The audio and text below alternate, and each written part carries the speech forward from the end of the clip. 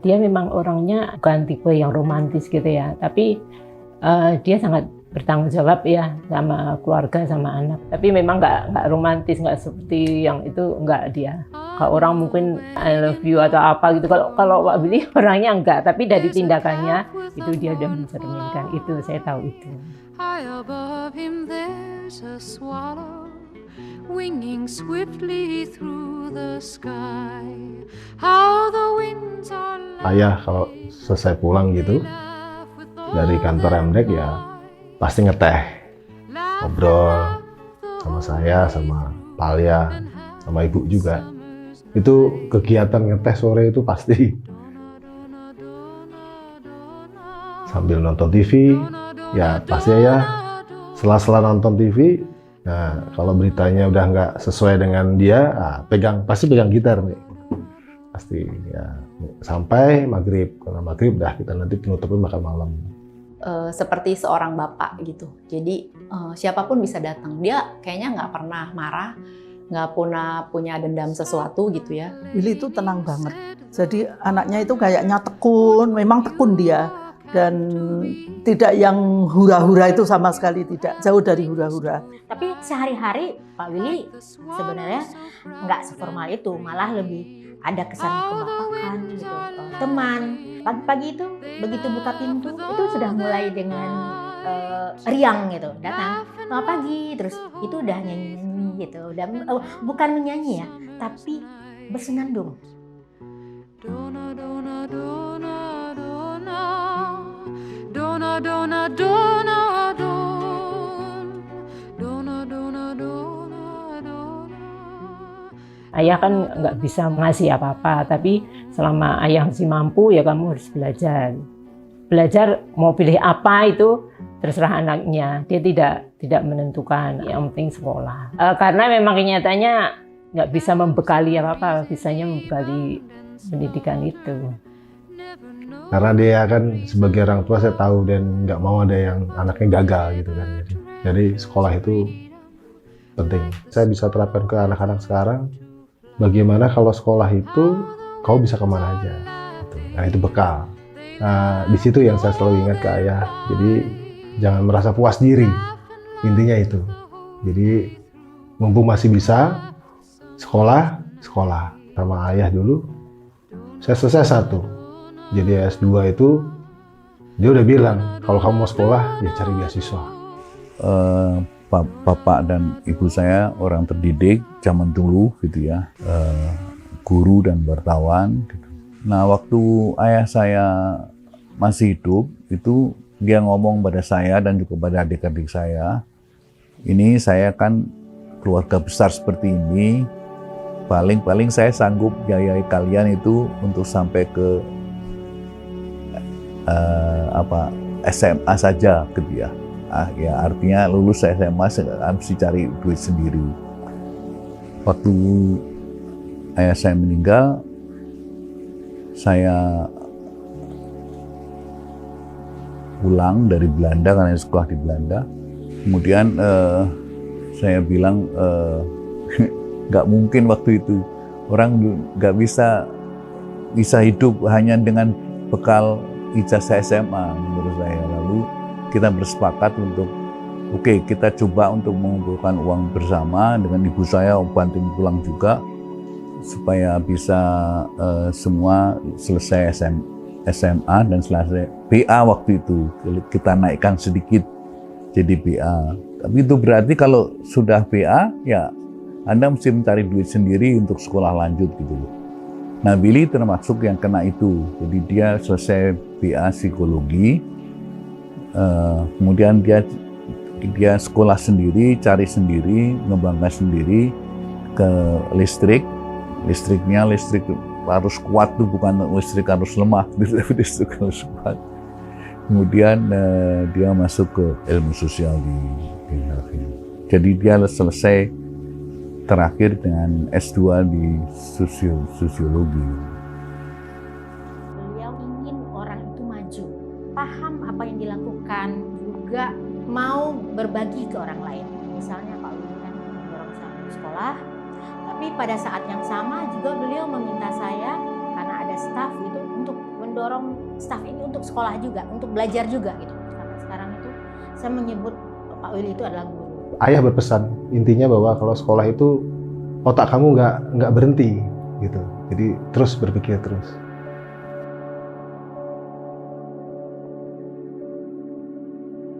Dia kemudian mengajak saya untuk mendirikan Remdek ini. Saat itu nggak punya duit ya, mau mendirikan Remdek. Willy itu ngomong, yang punya duit Mbak, yang tidak punya duit nanti bantu pekerjaan. Kenapa saya berani diajak Willy saat itu? Saat itu kan melepas uang itu juga ketakutan untuk kemudian nggak jadi apa-apa. Tapi Willy luar biasa menurut saya. Dia meyakinkan bahwa nanti uang-uang yang bentuk uang kita berikan kantor. Nah, kantor inilah yang kemudian dibeli oleh Willy, dan Anda tahu duitnya nggak cukup itu. Willy punya satu-satunya sertifikat rumah di Pondok Bambu, itu digunakan untuk jaminan membeli kantor ini. Itu menurut saya pengorbanan yang luar biasa dan istimewanya Willy. Berani berkorban untuk hal yang menurut saya zaman segitu itu luar biasa. Kalau gagal kan dia rumah satu-satunya dia bisa dibeslah ya, tapi dia berani dan dia yakin. Itu yang menjadikan teman-teman yang diajak juga semakin percaya dengan Willy. Backgroundnya mendirikan Remdek ini karena masa tahun 93-an ya kita berdiri, itu repressing pemerintah kan tinggi sekali. Jadi kayak Fauzi Abdullah pasti dia dengan buruhnya tidak aman, gerakan konsumen tidak aman. Sehingga kalau kita rapat di mana-mana itu dikejar-kejar. Akhirnya punya kesimpulan kita harus bikin PT. Kalau PT di luar perhatian pemerintah, dan benar setelah kita bikin PT, padahal kegiatannya ya kegiatan kayak LSM. Jadi itu di luar perhatian pemerintah. Bahkan kita dapat dana yang cukup banyak ya dari Belanda, itu luar biasa menurut saya, kayak captive market kita ini. Semua aktivis-aktivis ya yang punya masalah, misalnya saat itu kan banyak yang ditangkapi, kita akan memberikan bantuan untuk keluarganya dari uang-uang seperti itu. Bahkan Pak Prinsen dianggap musuh pemerintah Indonesia, tapi juga dianggap musuh pemerintah Belanda, sehingga dia pada saat tua yang sudah sakit-sakitan nggak dapat dana. Nah, dananya itu dari rekan-rekan Belanda mengirim untuk Pak Prinsen. Nah, untuk bisa aman lewatnya ya di Remdek ini. Yayasan Sosial Indonesia untuk Kemanusiaan atau YSIK, sekarang sering dikenal dengan Indonesia untuk Kemanusiaan, didirikan sebenarnya tahun 95, tapi operasionalnya tahun 96. Pak Willy salah satu founder sebenarnya, jadi dua founder lainnya adalah almarhum Pak Fauzi Abdullah dan Ibu Sumrotin Kasusilo. Jadi mereka sering kita sebut tiga serangkai. Sebenarnya gagasan Pak Willy untuk IKA adalah beliau ingin bahwa kehadiran IKA ini menjadi dukungan buat teman-teman terutama yang bergerak di garda terdepan ya perjuangan gerakan sosial.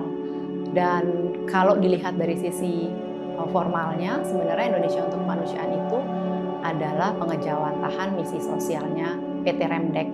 Dan untuk itu Pak Willy mendesain bahwa Indonesia untuk Kemanusiaan itu punya saham gitu sebesar 20% di PT Remdek. Kalau aku lihat sebenarnya dari perjalanan Pak Willy, konsep IKA sebagai pemegang saham PT Remdek, tapi juga dia juga membagi sumber dayanya untuk gerakan sosial di akar rumput, itu adalah sekarang tuh sering dikenal dengan konsep CSR gitu. Tapi aku rasa ini CSR yang mendahului masanya gitu, yang punya banyak nilai lebih.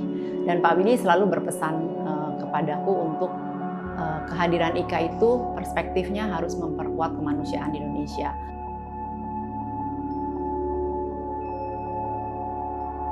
Di pertemuan terakhir kita membahas antara lain ya, itu kelanjutan praksis. Ya, Mas Willy ini melihat praksis ini bukan cuma satu organisasi, ya, tetapi ada keistimewaan ya, mungkin karena Mas Willy juga ikut membangun sejak awal gitu ya. Ini kan satu eksperimen di dalam gerakan sosial, membuat satu organisasi yang fokusnya itu pada gerakan. Ya jarang tuh LSM lain kan biasanya membuat program-program untuk peningkatan kapasitas, pemberdayaan masyarakat dan seterusnya. Sementara praksis ini fokusnya adalah pada praksis gitu ya. Jadi membangun gerakan sosial yang bisa membawa transformasi. Ya. Jadi itu agendanya dari praksis, dan kita sekali lagi diskusi ya, karena ada pergantian pengurus waktu itu, dan kemudian juga situasi ya membawa banyak perubahan ya, ada perubahan kondisi yang kemudian menuntut kita untuk memperbarui ya, bagaimana caranya praksis dalam situasi yang baru ini bisa berperan lebih aktif gitu. Diskusi banyak soal itu, dan juga Mas Willy kalau ketemu tuh selalu mengingatkan gitu ya, hubungan antara praksis Remdek dengan YSIK gitu ya. Jadi 3 bersaudara ini harus selalu ya tetap dijaga hubungannya satu sama lain gitu. Dan itu pesan ya, pesan Mas Willy yang saya kira selalu ya disampaikan kepada kita.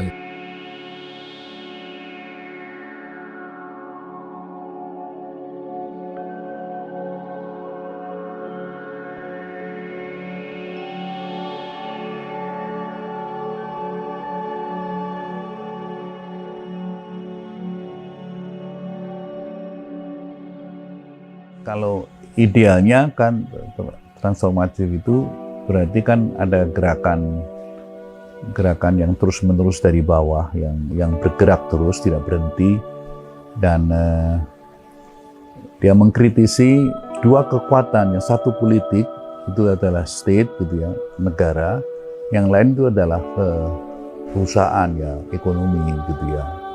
Dia tidak bisa menang-menang sih pemegang kuasa ekonomi itu dan pemegang kuasa politik itu. Mesti ada kekuatan di masyarakat yang cukup terorganisir sehingga mereka nggak bisa seenaknya saja gitu ya. Nah, semua upaya untuk itu menurut saya menyumbang ke arah perubahan sosial yang lebih mendasar itu ya. Nah, Willy saya kira melihat itu gitu. Lalu dia coba untuk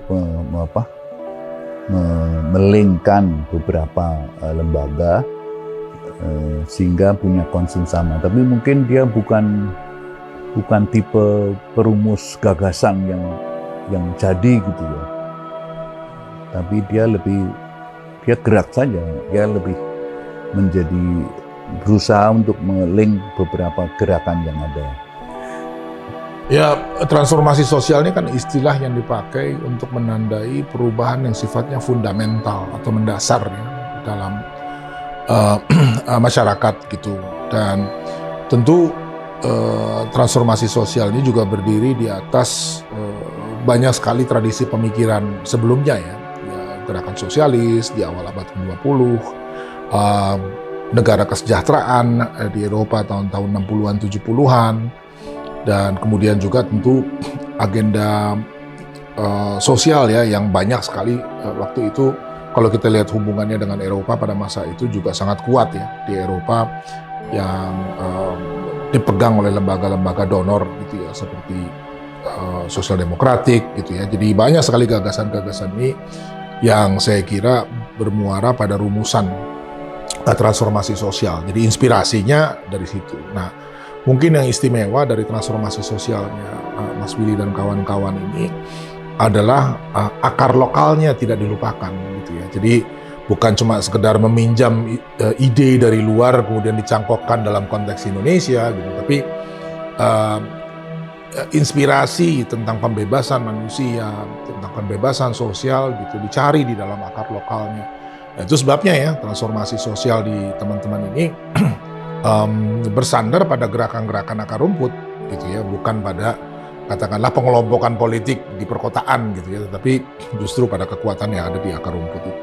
Seperti gerakan buruh, gerakan petani, ya, gerakan perempuan, gerakan kebudayaan juga gitu ya. Itu saya kira sumber inspirasi dari transformasi sosial itu.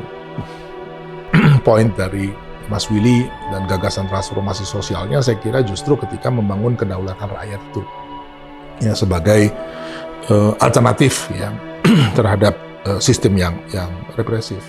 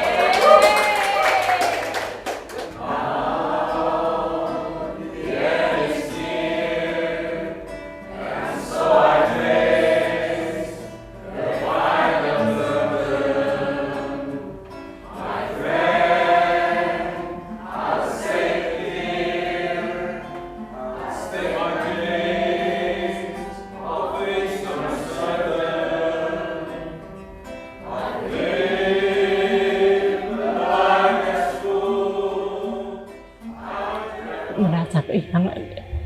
Biasanya saya kemana-mana berdua. Mau ke pasar, mau jalan berdua. Sekarang ini mungkin dalam masa transisi ini ya saya memang masih agak susah. Tapi ya saya harus melihat kenyataan. Dia memang sudah yang terbaik. Ya udah saya bisa hadapi ini dengan ya saya harus bisa. Anak-anak masih ada, saya harus bisa memberi contoh pada anak-anak. Gitu ya, saya merasa kehilangan.